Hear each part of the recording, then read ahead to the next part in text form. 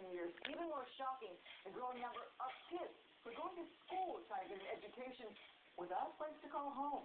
Did you guys yet follow 3 homeless teens who are finding ways to succeed against very long odds in the school of hard knocks? Miani loves school. She has a backpack full of homework. It's my spelling. But she has no home. She's staying at a Skid Row mission with her family. This is not the place to live. Not for kids. Now meet Justice. He spent years bouncing from shelters to low-rent motels and worse. So to sleep there on the sidewalk for 4 hours. And then there's Eric. His family has slept in a car for weeks at a time. I think just thinking all the time, worrying, and just wondering, what's next. Welcome to the world of Los Angeles' 13,000 homeless students, a world where goals are often simple and urgent. My goal was just get to school and surviving through the days. For many, the hard lessons they learn outside of school are critical to any success inside the classroom. Nothing will get better if we don't step up and do something. 3 teens and their families agreed to show us the challenges they face in the hope that someday more will be done to help students like them. Eric and his mother leave at dawn from the small room a friend is letting them use for a few nights. For them, just getting to Hollenbeck Middle School is a 2-hour ordeal, if they're lucky. Their own way. Eric is considered a gifted student, but he's changed schools so often, his grades have suffered. In the last year, I went to 4 schools. Family shelters are few and far between, so when Eric's time at a shelter runs out, it often means changing schools as well. And today, he's changing again. Yeah, I pushed around a lot, I'll say. That's how I feel. But leaving Hollenbeck means leaving a rare ally, a staff member dedicated to helping homeless students. We want to make sure they're prepared. So when they go in the classroom, they're ready to learn. For 12-year-old Miani, the walk to school is short, but it's a gauntlet full of Skid Row dangers. I live on the street. Men. Her older sisters worry about men preying on her. The men here, as we say nowadays, they're thirsty. Like, real thirsty.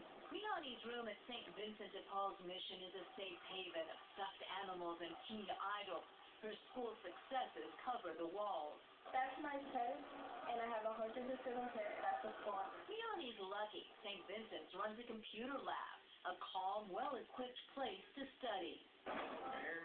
Me, my dad. Justice, on the other hand, has rarely known that sort of peace.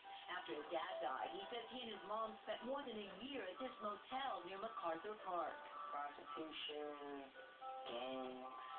A lot of games. He learned to block out the street dangers, but the smell of drugs while he studied became too thick to ignore. The smoke coming through into our room, so we could pound the door, close the windows and everything, make sure the smell don't get in. But no matter how secure he made the room, worrying about his mother when she was out at night made it impossible to study. I get paranoid thinking, why by her when she gets jumped and anything like that, then when she comes home, just all that shit relief, just whew. Eric agrees that the hardest part is the fear. Every minute of the day will happen. But he says facing fear keeps him going.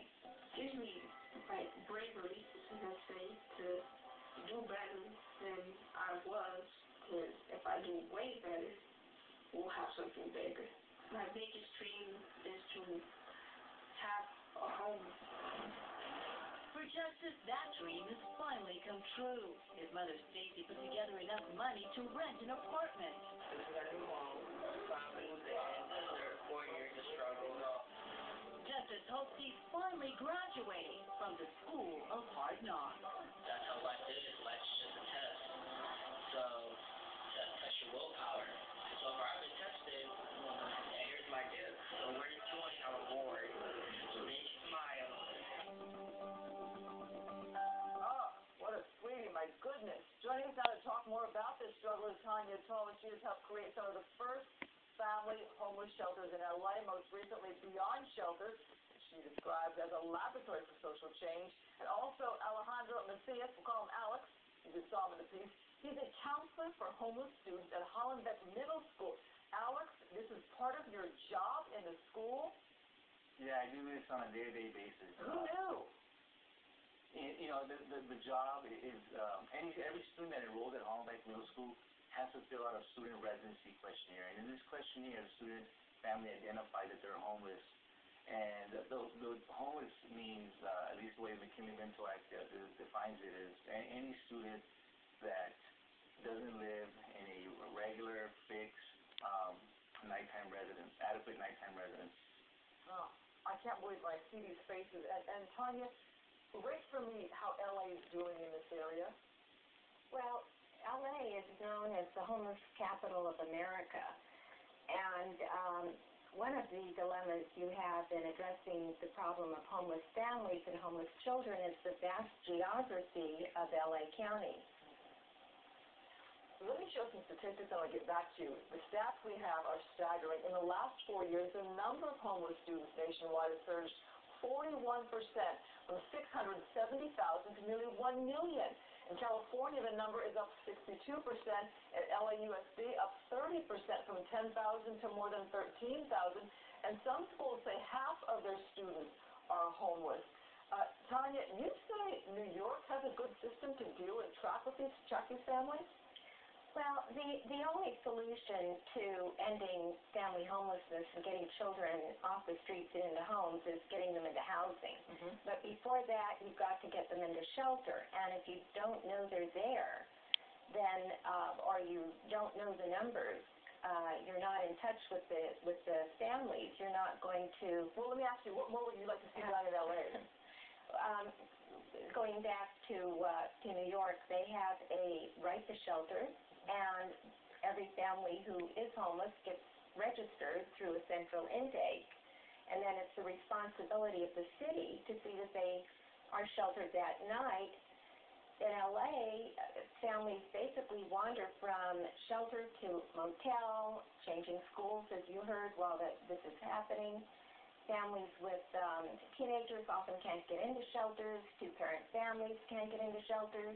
And nobody keeps track of them, so there are thousands. Alex, I can imagine what it must be like for these kids to try to learn in school when they're moving around like this. What are you seeing with the kids? I see just these kids. They go to school. Some of them go to school late. Some of them their attendance is not consistent, but they all have a drive to be successful. They all want to graduate. They all want to go to college. They all want their houses. They don't want to repeat what they're going through with their children. They want to be successful. I'm guessing we're creating a society that has students who have got to be behind compared to other students, no? Well, we do have students that they go to class and they're tired. Some of these shelters that they stay at, they release them at 5:30 in the morning. School doesn't start to 7:45. They're in the classroom trying to stay awake.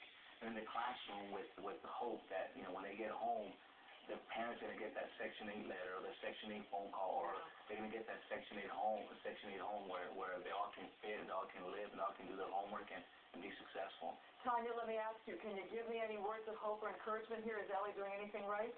Well, I think the schools are making a tremendously strong effort to know which children are homeless and to try to address their basic needs. But unless these families have housing at rents they can afford, then they're going to continue to cycle in and out of shelters and families and friends. And what wasn't mentioned is that many families in LA are sleeping in cars, parked in people's driveways. Mm-hmm. Children who don't go to school are not prepared for school because they are living in very unpleasant situations too. Well, thank you so much, Tanya Toll and Alex Macias. We thank you for what you're doing. Now, we want to put this out to our viewers. There are a lot of ways to give back, donations, mentoring. If you want to learn about some of these organizations fighting homelessness, I work with two of them, the Downtown Women's Center and School on Wheels. We'll have those and others on our website, myfoxla.com. Carlos? Thanks, Christine. Santa Monica Police have a warning tonight.